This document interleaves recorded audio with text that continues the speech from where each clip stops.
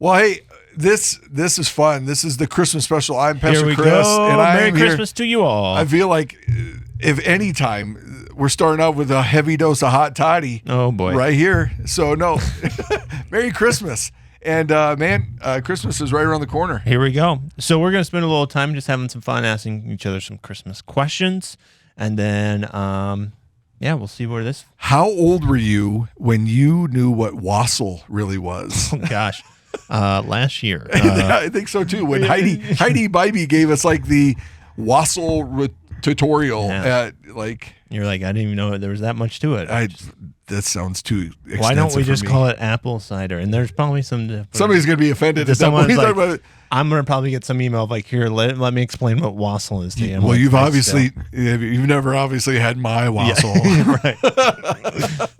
Awesome. I love Christmas is. I'll be honest. I have gone through seasons I'm glad where you're being honest. That's good. Yes, it's about time with you, Todd. I always like to be honest. Anyway, I have gone through seasons where I love Christmas. I'm not as excited about Christmas. Christmas takes on a new focus, and now I feel like I'm coming back to enjoying Christmas more than I have. I went through a phase where I Christmas was like you and I have talked to people where like it's all about buying stuff, and I feel like this is just a big waste of time and money. And I think everybody was kind of going through that thing of like, I wanted it to be about experiences, and I was in that before we started putting words to that. Not that I'm a trending kind of person, but that was the dark period. Yes. Like, okay, so I'm gonna hit you with a bunch of Christmas questions. You ready? All right, let's go. Give him. First Christmas question: is your tree real or fake? Okay, so I was a fake person for a long, long time. Growing up in the Swartout house, the pre-Chris Swartout house. We were fake tree people, which I think is glorious because you don't have to worry about something dying in your house, and it always is green and it's great. Yes. But when I met the Rachel Muller and soon to become Rachel Swartout, we became a real tree family. What? Yes. Do you still do real tree? Every year we go cut one down at Menards. Okay. Yes. So I was really thinking it was Black Hills. You had me there. That's funny. We get the truck and take the long trip to Menards. That's right. Where those planted trees they got there. Where I saw off the dead portion, and we pick a tree that's wrapped, and we try to guess if it's going to be nice looking. Nice. Because Rachel doesn't want to go to the Black Hills because she doesn't want a Charlie Brown Christmas tree. She doesn't want one of those that looks like a real tree. She wants. You know how she could solve that? A fake tree. That's right, and I've tried to, because it looks the same every year. I know, and I agree. I agree. The real one. Hey, like they say, the things you do for love, Todd. Yes, the things you do for love. Anyway, but I won't do that. No, that's mixing two songs, but I like it. You just came up with the best parody. Yes, all right. There you go. Okay, next one. Are you when it comes to Christmas decorations, are you a multicolored person or like single color? I want single lights. I don't want multicolored lights. I want white lights always on the tree. Hey, okay. Icicles or just string? String of lights. Yeah, no, I don't need icicles. And I'll be honest, I'm not a Christmas lights on the house kind of person. Okay. And this has always been the arrangement in our marriage. Rachel, if you want lights on the house, you're gonna do them. Wow. And Rachel Ford, I think I can tell you safely that in 23 years of marriage, I've probably done them 3 times. Yeah. And the funniest story that we had about that, we lived in Williston at our first house in Williston, and it was a gorgeous day the day before Rachel was going to put lights up. And I said, you should put lights up. I don't know what tomorrow's going to look like. And it was gorgeous. It was like 50 degrees. It was uncanny that year. And the next day was a foot of snow and wind and bite and chill in the air. And Rachel's outside putting up lights, and I'm like, should have done it yesterday. And she's like, shut up, Swartout. I hear shut up, Swartout a lot when it comes to Christmas lights. So anyway, there you go. That's funny. Do you have like a favorite Christmas food? So Swartout's. I don't know why I talk like third person. I love the third person. Swartout's fondue. It's Really? Christmas tradition. Always always at Christmas time. And the best part is Rachel's family did fondue as well. Not cheese fondue. Cheese fondue is stupid.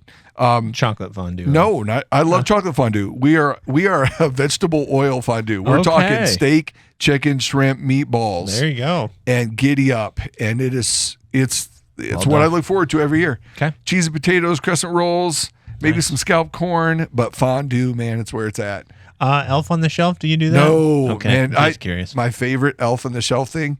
And hey, we got Elf on the Shelf today. And I know what I'm going to do with the first one. And the wife's like, why did you pull it out of the garbage again? Like, no, it would be in the garbage, Elf on the Shelf. If you do Elf on the Shelf, that is great. Enjoy. That's wonderful. Enjoy wreaking havoc in your own house and blaming it on you will get a lot of elf. Strong Chris opinions in this episode, just letting you know about Christmas. I'm not an Elf on the Shelf guy. Yeah, no. Are you? No. Okay, there you go. I don't have a problem with it. Our kids, quit poking the finger at me, Todd. Come on.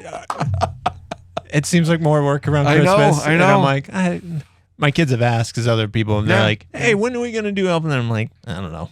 Probably not. You take turns dressing your kids up. You're Elf on the Shelf tonight. Don't go to sleep. Yep. So did your family, or even in your family, do you guys put the presents under the tree like right away, or do you hide them, or do you wait till like Christmas Eve for the presents to come out? Like, how does that all work? Susie Swartout was she was a mystery. Okay. There were seasons. She was a mystery. She's like an onion, I feel like. Yeah, peel back the layers. No, it was different every year. Some years there were presents under the tree. If I would say this, if there were big ticket items, at least for our house, those were hidden. Like, for example, one year we got an IBM PS2 computer. Ooh. Like, we're talking 1992, 93. That's a big deal. The internet was a joke. Nothing was good, but we were going to get a computer, and they trapped this sucker in this one bin that we always went to, and suddenly there was a lock on the door, and we're like, oh, something's going down. In there. Something's happening. Yeah, she also hid my G.I. Joe Command Center in there one year because it was a big thing. Nice. And I was like, yo, Joe. Anyway, but yeah, I would say mostly presents under the tree. Now we do that unless I also like to mix it with experiences and going places or doing things and yeah. Favorite Christmas song and then favorite Christmas movie. Okay, I would say probably favorite Christmas song. It's Hillsong Worship, "Born as a King." Okay, it starts off with a little do do do do do do do do do do do do. Anyway, but no, I think it's a great song. It's got a great message in it. Born in anyway. So whatever, I don't need to sing. Favorite Christmas movie, man. There are probably like 3 that I love, but Elf is probably Elf is hands down. So. Funny story about Elf. My friend Dan in Williston. I remember he and I were having lunch one day at Quiznos, back when Quiznos was the best. Okay. Loved it. Toasted sub. Come on. Nice. Anyway, and I said, I love Elf. I can't wait to watch Elf. Giddy up. And he was like, I don't even like that movie. It's stupid. And I looked at him and I said, I don't know if we can be friends. This is going to be a deal breaker. He's like, I've tried. I can't. And funny part is, going on, like Dan and he was watching the wrong Elf movie. No, 14 years we've known each other, and he came back probably towards the end, right before we came here, and he's like, I like it. Okay. I gave it a chance, and I'm like, oh, I found some sense of humor in my life. He dialed it in somehow. Yeah. I don't know, but I love Elf. I know there are a lot of great Christmas movies. There really are, but that would be the one I go to. There you go. Christmas questions with Chris. There you go. So, Todd, for you, Turnabout's Fair Play. Yes. Do you remember what you gave Tina for your first Christmas gift? Do you remember those things? No, do you dial those in? I don't. I'm bad. Sorry, Tina. Oh, man. I remember our first Christmas, because we'd always travel. We had the littlest Christmas tree that we put. Like, that was... So I really tried to be creative, and I don't know if were you creative like with gifts for Tina, or were you like probably not as good as you are. So. But that's one of my MOs. Like, I worked for Dillard's, and one year I got her. I can't remember. It was the first year we dated. I'm pretty sure this is it. I got her a bunch of perfume samples. Oh, wow. In this stocking. I put together a stocking of stuff and gave her perfume samples. And I look back now, I'm like, I was just really a cheap college student. Like, can I have some more of those samples? Please get. It's like going to Costco or Sam's Club and be like, you've been hovering around the shrimp sampler for a long time. I needed to cut you off, sir. Yes, yeah. What traditions do you have before you open gifts at the Lynch house? We do read Luke 2, and we usually do some kind of breakfast in the morning before we. Ooh, yes. So whether it's an What's egg the bake, go-to? Oh, egg bake. Egg bake is pretty popular. We also do these like cinnamon streusel muffins kind of deal. Nice. And they are fantastic. So one of those or both. That sounds delicious. I would say we would lean towards caramel rolls or monkey bread. There you go. Yeah, that's where it's at. It's good stuff. Okay, this is a question with a backstory for me, but sorry. So it's really a question for you. I'll shut up. I'll not say anything. Fine, whatever, Todd. Questions are over. No, I'm just kidding. Your family were singers? They were, except for me. Except for you. That's all right. That's all right. You got the looks in the family. We get it. Sorry to Mom and Dad Lynch, but Todd's the attractive one. I hope your mom and dad listen to this. That'd be so funny. I might get comments from my brothers, my mom and dad. I met your brothers. You are definitely the handsome one. No, I'm just kidding. Eric and Alex, I love you. There you go. Shout out. Did you guys sing? Did you guys sing at Christmas time? Actually, it would be more sometimes with our extended family. It would happen. Sometimes, actually, on my dad's side, my grandma sometimes would pull out the accordion. My mom would play the piano. Oh, man. I know. It would get real. Giddy up. That is awesome. And then my mom's side, we do that sometimes. And actually, my mom's side, my younger brothers and my cousin would do like skits, like Christmas skits. Wow. I tried to avoid them at all costs. And we were always playing games on my mom's side. And so, there was always usually a lot happening at Christmas time. That is a lot going on. Yep. Wow. That's good stuff. Yeah. I said there's a backstory to that. Like Susie would always, my mom, Susie Sportout, she texted me the other day. She's like, you mentioned me in the podcast. And I was like, yeah, you're my mom. You're going to get mentioned a lot, Mom. She would drag us out caroling. Nice. Didn't matter if we cared or not. Yep. So this is what we were doing. And so I would have loved to see annoyed little Chris having to Christmas carol. Oh, man. And that was back in the day when I really enjoyed singing, but I didn't like being now. Yeah. I don't like being told what to do. I was that way. I didn't like being told to take pictures. So I was the kid. Imagine Todd Lynch like, they're like, smile, Todd. And I'd be like, or just being a goof. I'd turn the other way, and my grandma's like, just get a nice picture. Yep. And so, and now I'm coronary. Yep. Yeah. And now my 4 kids kind of take after that in that department. And that's awesome. What is your favorite thing to do at Christmas? Like, what's your favorite tradition? Or maybe it's one you've been thinking about, and you're like, I really would like to do that. I think for us, one of the things I do enjoy, like Christmas starts like right after Thanksgiving. That Friday, we get to get everything ready. Yeah. And so that's kind of like the start for it. Yes. And so we do lights, we do the Christmas tree, all those kind of things. And I think for us, it's just a big deal. Like, it is time for us to see family. We're pretty far away from ours. So, absolutely. It is, we get to have a little Christmas before our Christmas services start. And so we do that. And then, so sometimes that's Christmas Eve morning or 23rd, depending on how it is. But then we get to travel on the 25th to go see, and the roads are empty and all those kind of things. So it's actually kind of nice, but then it's just that anticipation of like, oh, I get to see family. Yeah, that is, I would agree. That's pretty awesome. Because I'm going to see like Tina's family this year, and it's this is, I haven't seen them in a little bit, or just, I enjoy that part of it. I love it. That's cool. Do you have so I have a funny story, and maybe if I need to give you time, maybe you have one right away. Do you have a funny Christmas story like from the last couple of years? Like, it doesn't have to revolve specifically around Christmas or anything. Do you want time to think about it? Yeah, give me a little time. Okay, so 2 years ago, we're driving around looking at lights, and we owned a white Chevy Suburban back in the day. Yeah. And we were driving on the west side of town, and I pulled out of getting gas at off Sheridan Lake Road there at the Exxon. Yeah. And we're driving back towards Jackson. And I saw a cop pulling behind me and pulled me over right by the light of Jackson and Sheridan. And I'm like, what was I wasn't speeding. I wasn't doing anything. Like, and Rachel's like, well, you must have done something. I'm like, Rachel, I didn't do anything. And he comes up and the officer doing his job. Have you been drinking tonight? And I'm like, no. He goes, well, you just ripped out of that gas station. And I'm like, well, there wasn't a stop sign. Rachel's like, well, you're supposed to stop. I didn't see any traffic. So I went.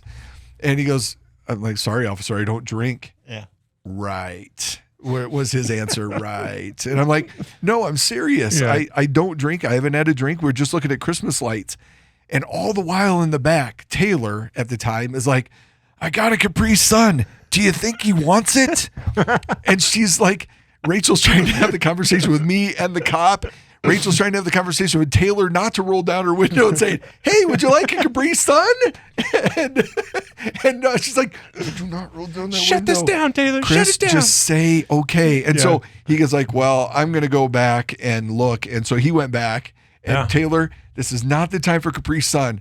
What's wrong, Dad? Maybe he wants, and she's just being innocent. Maybe he wants a drink. Right. And so whatever. And he comes back and then he tells me why. He's like, well, we've had reports of a white Suburban swerving all over, speeding and everything like that. And she's like, well, speeding usually sounds like you after the cop left. But so last year, the year after this, Taylor's like, maybe we should drive around and see if we get pulled over, Dad. Thanks. So that almost became Taylor. a new tradition. Like, see if the Swarthouse could drive around and get pulled over on the night before Christmas. That's pretty funny.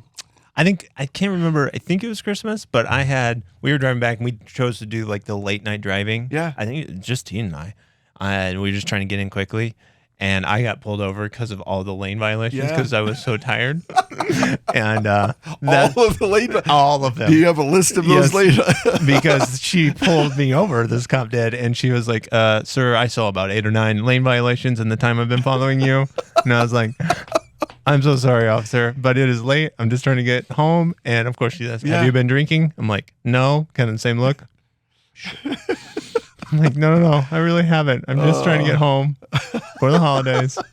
And I am tired. Oh, man. So then that's just like, we don't do the late night driving. Like, families who do it, always kudos to you because, yes, kids will sleep during it. But, man, I can't do it. No. So I think probably funny story that we've had, and it's more just looking back and being able to laugh at it. But it was probably like, I don't know, some years ago where all got together on my mom's side of the family, and we were going to go down and see some family in Arkansas.